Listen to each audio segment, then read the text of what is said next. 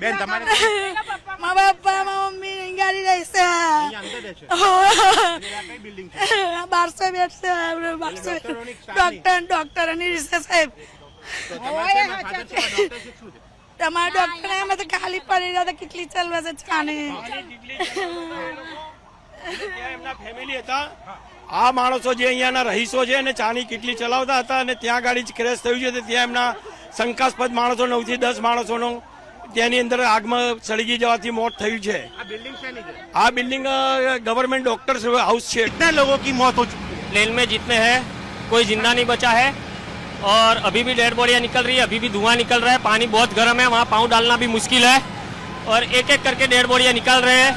आधी डेड बॉडियाँ जल चुकी है